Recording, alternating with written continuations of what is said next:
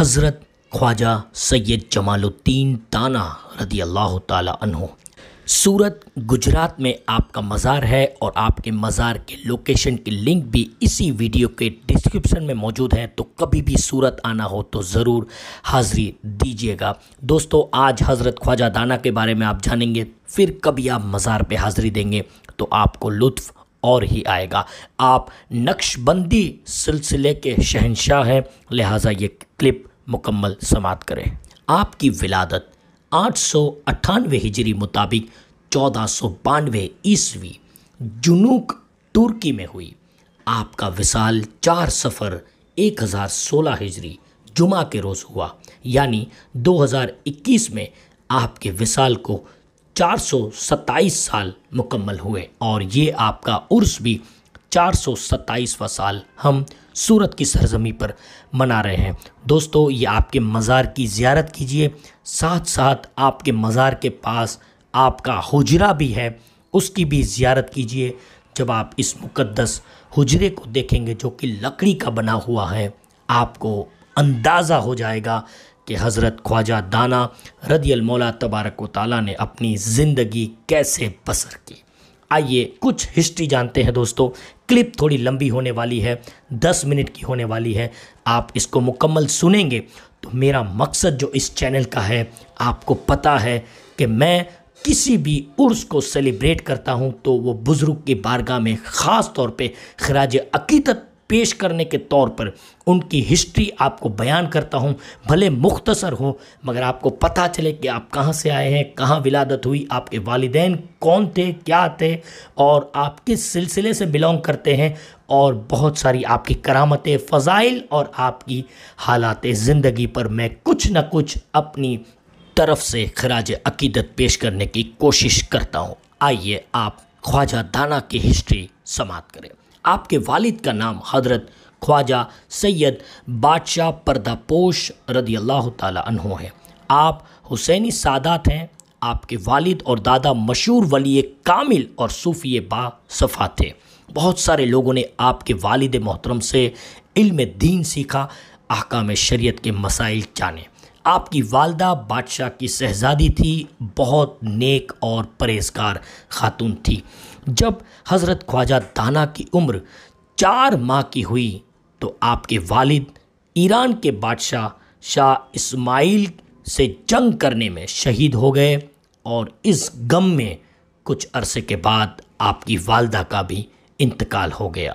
اب 4 ماہ کی عمر اور اس سے زیادہ آپ کی والدہ کا بھی جو ہے ظاہری طور پہ سایہ رخصت ہو گیا، تو آپ کے والد نے اپنے مرید خاص حضرت خواجہ حسن عطا کو خواب میں آ کر بشارت دی کہ جاؤ تم میرے بیٹے کی پرورش کرو۔ چنانچہ اس مقام پر پہنچے، حضرت خواجہ دانا رضی اللہ تعالیٰ عنہ کو دیکھا، چھوٹے سے بچے ہیں، اب آپ کی پرورش میں لگ گئے۔ اب چھوٹا بچہ ہوتا ہے تو دودھ کی ضرورت ہوتی ہے، چنانچہ حضرت خواجہ عطا چاروں طرف گھومتے رہے جنگلوں میں کہ کوئی دودھ کہاں سے ملے۔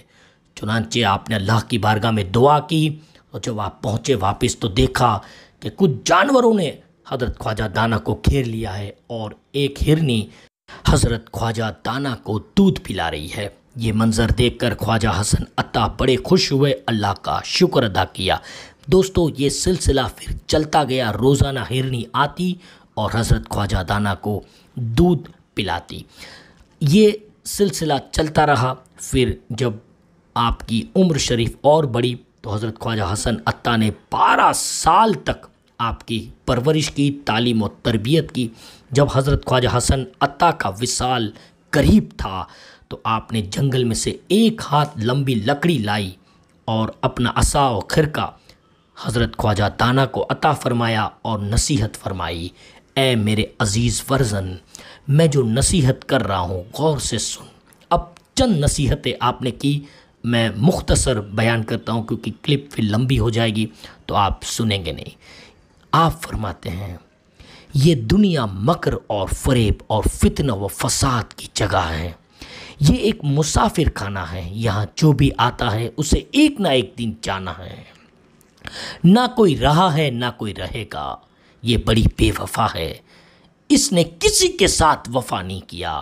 اے میرے دانا بیٹے، موت کا مزہ ہر جاندار کو چکھنا ہے۔ چند اور نصیحتوں کے بعد حضرت خواجہ حسن عطا اٹھے، 2 رکعت نماز پڑھی اور اسی دوران سجدے کی حالت میں اللہ رب العزت کی بارگاہ میں آپ کی روح پرواز کر گئی، آپ کا انتقال ہو گیا اور پھر تدفین ہو گئی۔ اس کے بھی معاملات بڑے تفصیلی ہیں۔ اس کے بعد آپ جنگل میں تنہائی میں عبادت ریاضت میں مشغول رہے۔ جنگل کے خطرناک جانور آپ کو چاروں طرف گھیر لیتے اور جمع ہوتے اور آپ کے ذکر الہی کو سنتے اور وہ بھی ذکر کرتے۔ اس طرح آپ نے 18 سال جنگل میں گزارے۔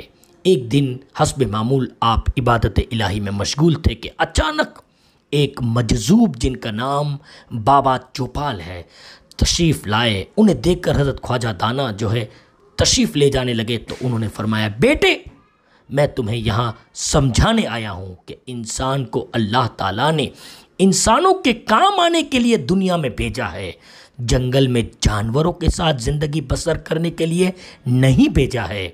آپ کے والد گرامی بھی انسانوں کے ساتھ رہتے تھے اور انسانوں کو دینی و دنیاوی ضرورت میں کام آتے تھے اور وہ پورا فرماتے تھے۔ جنگل میں رہ کر تم مخلوق خدا کی ضرورتوں کو کیسے پورا کرو گے بیٹے؟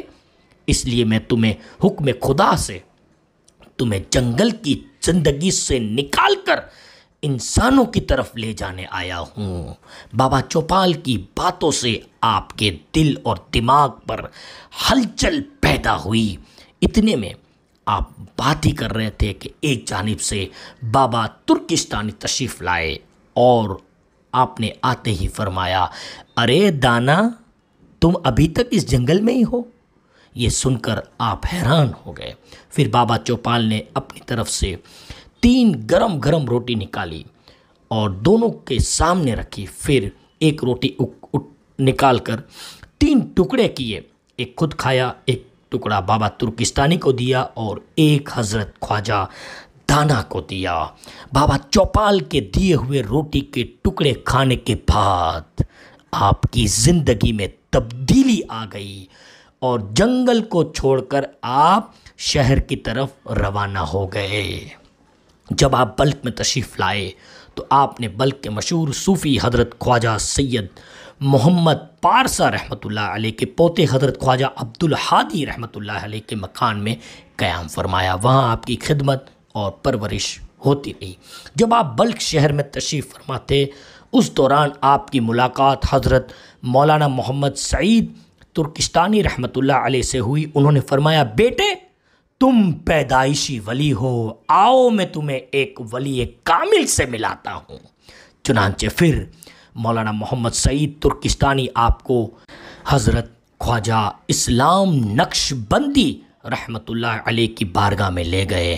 وہاں جیسے ہی وہ پہنچے آپ کو دیکھ کر حضرت خواجہ اسلام نقش بندی مسکرا کر فرمانے لگے، جمال الدین دانا میں تمہارا انتظار کر رہا تھا اور تمہارے حصے کی جو نعمتیں امانتیں میرے پاس ہے وہ تمہیں حوالے میں کرتا ہوں۔ چنانچہ پھر حضرت خواجہ اسلام نقش بندی رحمۃ اللہ علیہ نے آپ کو ظاہری و باطنی علوم کی نعمتوں سے سرفراز فرمایا اور نقش بندی سلسلے کی خلافت اور اجازت عطا فرمائی۔ بلخ کے بادشاہ پیر محمد خان بھی آپ سے مرید تھے اور بڑے آپ کا وہ معتقد تھا۔ حضرات اسی طرح آپ کی زندگی چلتی رہی۔ بلخ میں آپ نے کچھ وقت قیام فرمایا، پھر آپ جو ہے وہیں آپ کا نکاح بھی ہوا اور پھر آپ اپنی اہلیہ بچوں کے ساتھ ہندوستان تشریف لائے اور وہاں سے آپ آگرہ آئے، آگرہ سے بروڈا آئے، بروڈا کے بعد سورت تشریف لائے۔ اس میں بھی بہت ساری ہسٹری ہے دوستو، میں زیادہ طویل نہ کرتے ہوئے اس گفتگو کو بس اتنا کہنا چاہتا ہوں کہ پھر جب آپ سورت تشریف لائے تو آپ کے لیے اکبر نے اس وقت کی سورت کے جو حاکم تھے عبد الرحمن تہرانی کو حکم دیا تھا کہ حضرت خواجہ دانا کے لیے بہترین شان اور شوکت سے آپ کا استقبال کیا جائے، چنانچہ آپ کے حکم پر بہترین استقبال ہوا، آپ کو سورت شہر بہت پسند آیا، یہیں پر آپ نے قیام کیا اور بے شمار کرامتیں آپ سے سرزد ہوئی۔ جب بادشاہ اکبر کے زمانے میں اکبر کے بیٹے دانیال برہان پور کا جو گورنر تھا، اس کا بیٹا تیمور سخت بیمار ہو گیا اور اسی میں اس کا انتقال ہو گیا۔ حضرت خواجہ دانا کا وہاں جانا ہوا تو دانیال نے اپنے بیٹے تیمور کی لاش کو حضرت خواجہ دانا کے گود میں رکھ دیا اور زاروں قطار رونے لگا۔ وہ روتے روتے حضرت سے عرض کرنے لگا، حضرت کو بڑا رحم آیا اور خواجہ دانا نے شفقت سے اپنا مبارک ہاتھ اس پر پھیرا تو اللہ کے فضل و کرم سے وہ زندہ ہو گیا۔ اللہ اکبر! یہ سب دیکھ کر لوگ حیران ہو گئے اور آپ کے قدموں میں گر پڑے اور برہان پور خوشی سے جھوم اٹھا۔ اسی طرح حضرت خواجہ دانا لقوہ جن کو لوگوں کو لگتا تھا ان کو بھی شفا دیتے تھے اللہ کے اذن سے۔ جو بھی ولی کامل ہوتا ہے، انبیاء جو ہوتے ہیں وہ مدد کرتے ہیں تو بِإِذْنِ اللہ، اللہ کے اذن سے، اور یہی ہمارا اہل سنت والجماعت کا عقیدہ ہے اور مسلک اعلیٰ حضرت کا یہی عقیدہ اور تعلیم ہے۔ دوستو، اسی طرح حضرت خواجہ دانا علیہ رحمہ کے مزار کے پاس آج بھی جو شکر جو پیچھے جو چٹائی جاتی ہے بچوں کو، جن کو لکنت وغیرہ ہوتی ہے، ان کو بھی شفا ملتی ہے۔ حضرت خواجہ دانا بڑی شان اور شوکت سے جشن عید میلاد النبی، جشن معراج النبی منعقد کرتے تھے، انتظام کرتے تھے، بہترین مجلس جو ہے آپ سجاتے تھے اور بڑے بڑے اکابر مشائخ علماء کرام جو ہے آتے تھے، واعظ و نصیحت کرتے تھے اور عمدہ سے عمدہ تقریریں ہوتی تھی اور بہت سی بہترین جو ہے وہ پروگرامات ہوتے تھے۔ اسی طرح اس میں بھی اور تفصیلات ہیں۔ دوستو، یہ حضرت خواجہ دانا علیہ رحمہ کے بارے میں ایک 10-15 منٹ کا مختصر بیان تھا۔ بس میں امید کرتا ہوں کہ آپ حضرات نے اس کو لائک کیا، شیئر کیا۔ دوستو، بس یہی اس چینل کا مقصد ہے کہ آپ جو ہے بزرگان دین سے محبت کریں۔ اللہ تعالیٰ آپ کو جزا عطا فرمائے۔ السلام علیکم، طبتم۔